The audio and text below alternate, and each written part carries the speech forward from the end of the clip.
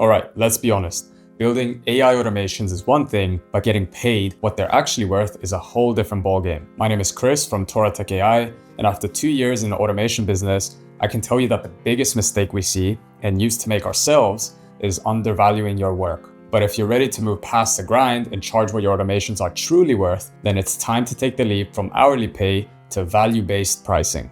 How do you make that leap? Well, I've got some practical insights from my own journey that will help you charge based on the value you deliver. So stay tuned and we'll get to it shortly. All right, first, what is value-based pricing? It's pretty much as the name sounds. Rather than charging your client based on the time you spend working on their project, you charge them based on the value your system brings to their business. And I'll tell you why this model is more appropriate and rewarding for you as an AI entrepreneur. On the surface, charging hourly might sound like the smart thing to do. It's neat, it's straightforward, it's popular. And if you're just starting out in the digital business world, I might even recommend it. However, give it a little bit more time and you'll soon come to find that hourly pricing is a giant net loss in the end. To explain, consider the fact that no-code platforms like Make.com and Zapier now make it possible for you to build powerful automations in a matter of hours. So, say in 10 hours tops, you build an automation system that saves your client as much as $100,000. Now, say you charge $100 per hour to build this system for your client, how much do you end up making? $1,000? Compare that to the huge amount of money you helped your clients save, and it's not hard to see that you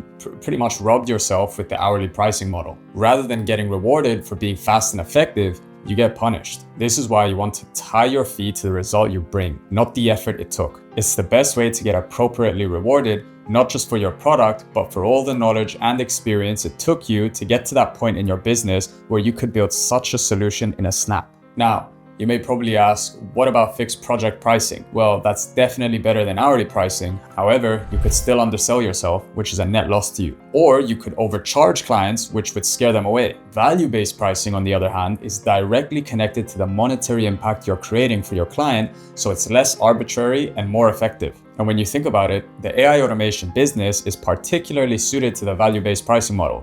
Why? Because the tools and systems we create directly impact the client's bottom line, whether they're, reducing operational costs, boosting revenue, or saving time and increasing efficiency. So this is something to seriously take advantage of. And in a few minutes, I'm going to show you exactly how to do that yourself. But just before we get to that, I want to take you through 4 benefits of switching from an hourly based model to a value-based pricing model.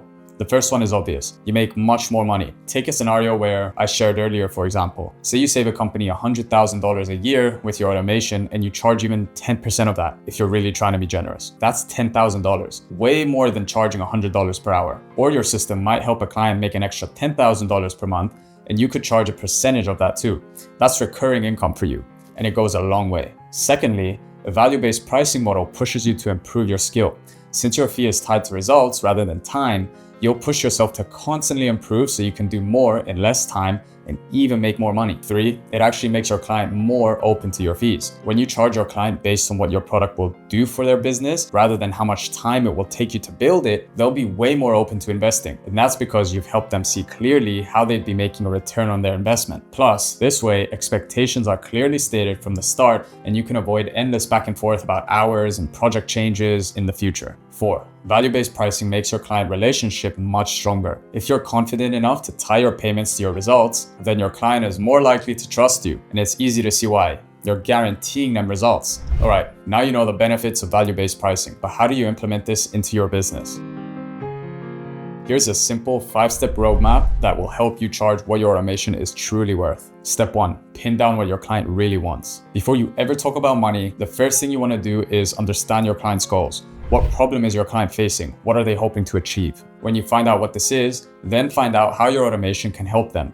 And there are 3 major ways AI automation typically help businesses. They cut costs. Your automation system could help your clients spend less money by replacing manual tasks or reducing software fees. You can also help them by boosting their revenue. So your automation system could help them make more money, maybe by getting more leads or increasing sales. It can also help them save time. Your automation system can help make your clients' team faster and more accurate in certain tasks. Once you've been able to identify which of these big 3 problems your automation will solve, you're ready for the next step. Step 2, put a price tag on the value you bring them. Now you know what the end result your automation system delivers will do for your client. It's time to estimate how much money that goal is worth to your client's business. To do this, you'll need to do a bit of snooping and collaborating with them.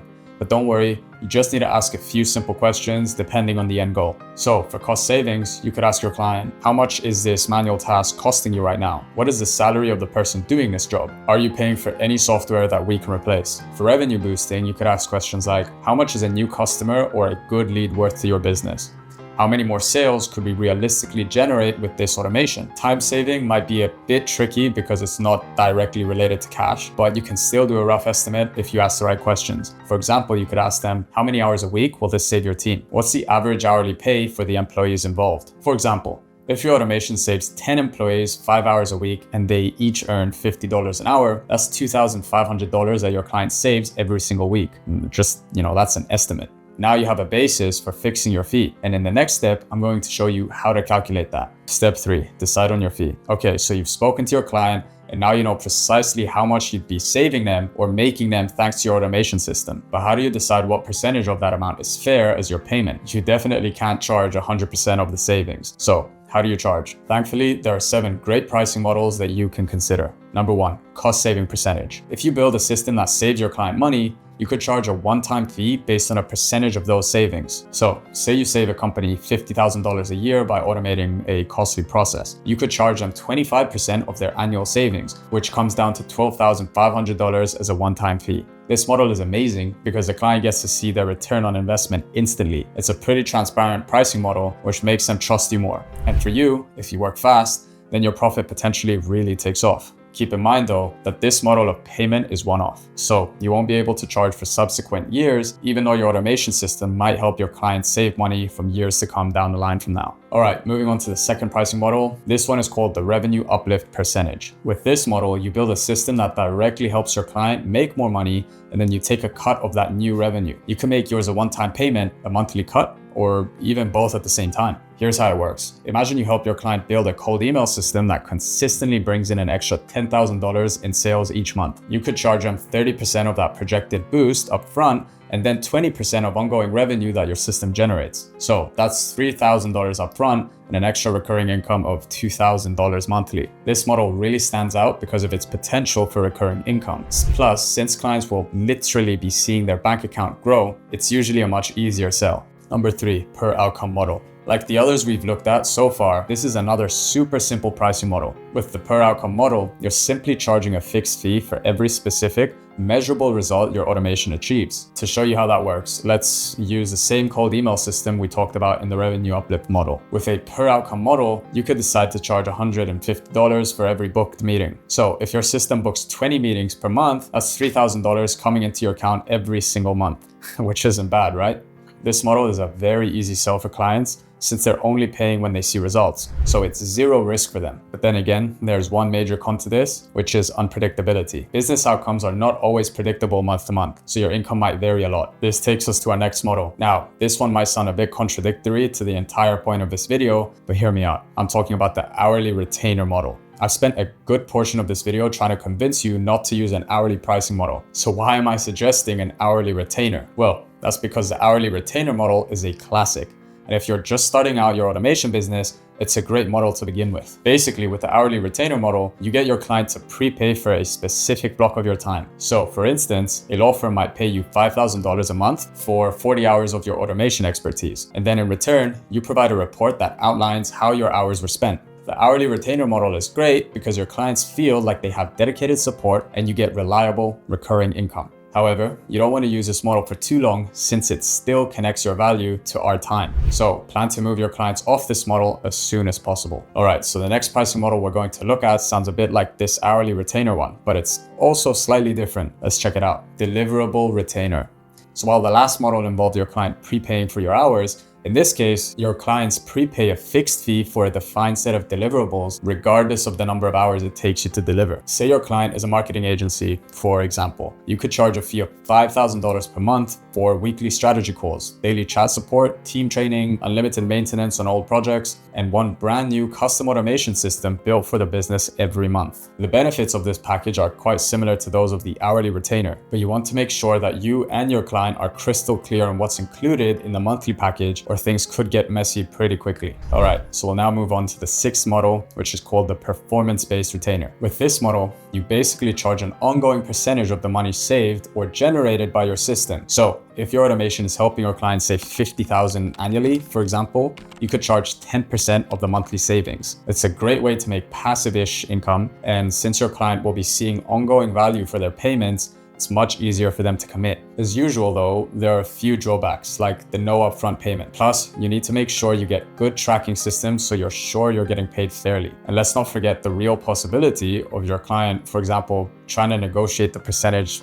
even lower than what it currently is down the line in the future. So you want to be very careful with this model. This takes us to the 7th model, and this one is a pretty big swing. It's called the equity or revenue share model. Basically, what you're doing is exchanging your automation services for a percentage of the client's equity or a cut of their ongoing total sales. Obviously, this model is high reward, but it's also very high risk. We'll talk about that later. But for now, let's talk about how this model actually works. Say your client is a brand new startup. You could offer to build all their essential automations from the start.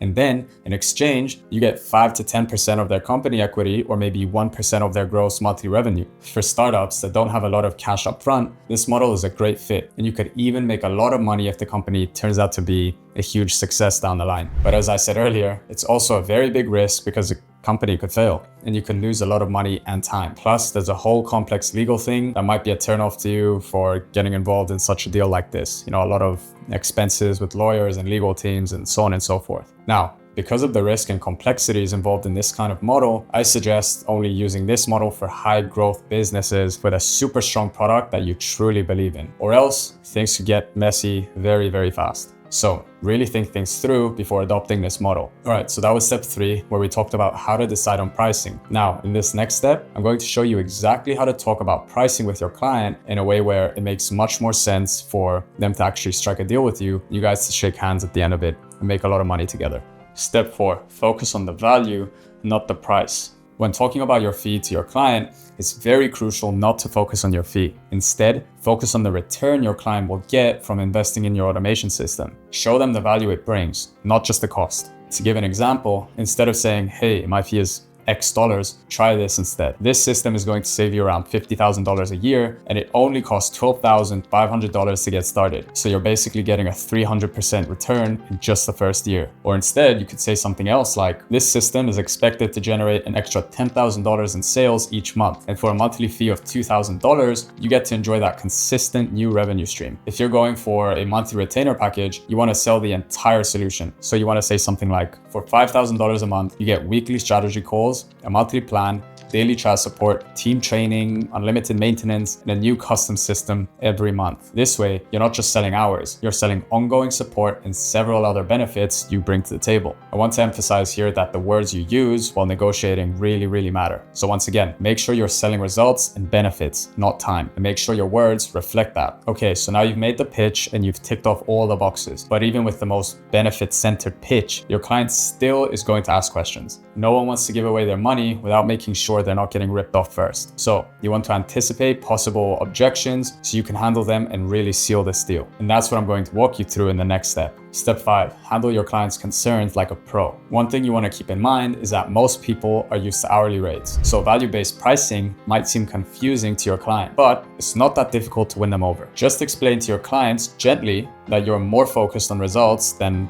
the amount of hours you spend on the job. So you could say something like, my goal isn't just to spend X hours, it's to deliver Y outcome, which will save or generate Z for your business. That's what you're truly investing in. Most clients will be more open to your pricing model once you're able to help them see their return on investment clearly. That's why estimating how much your automation system makes or saves your client is crucial, because once you have the numbers, convincing your client no longer takes so much effort. So we just went over our 5-step plan for charging your clients. But before we wrap up, here are 3 common challenges with value-based pricing that you want to keep in mind. First off, you want to keep in mind that there's no one pricing model that is perfect for every situation. You likely have to be flexible with pricing models for different projects. For example, a cost-saving percentage model is great, but what if the client wants ongoing maintenance after the initial build? In this case, you need to add on a recurring performance-based retainer, where sometimes the scope of a project is uncertain from the outset, in which case you'd want to begin with an hourly-based discovery phase. Then, when you have more clarity, you can switch to the value-based pricing model. Generally speaking though, the best rule of thumb is to constantly reevaluate your pricing models. Don't just pick one and stick to them. Instead, align your method to your client's values and what your service delivers most effectively. This way, you get to actually charge what your automations are worth, your client sees the return on their investment, and everyone is happy in the end. Secondly, beware of the no upfront pay. Especially if you're new to the business, some clients might want to push you to only get paid if the project is a huge success, which means no money upfront. For experienced pros negotiating big deals, this might not be so bad, but for beginners, this is extremely risky. So if you're a beginner, maybe take 1 or 2 of such deals just for the experience, but move away from this kind of pricing as soon as possible because it's too risky. And that leads to my next point. Always get a deposit and use contracts. Honestly, if a client is hesitant to make a deposit, it's often a sure sign that that client isn't committed. So always try to get some upfront payment. And don't forget to use a contract. Contracts protect you by clearly defining deliverables and the terms of payment, which saves you so much headache down the road. So please don't overlook it. All right, now it's over to you. Go over your current pricing model and decide to transition at least one client to a value-based model, even if it's the hourly retainer one. You can drop a comment below so I know what model you're considering. I'd really love to know. Also, please drop a comment below to, ask any questions about the models we've discussed.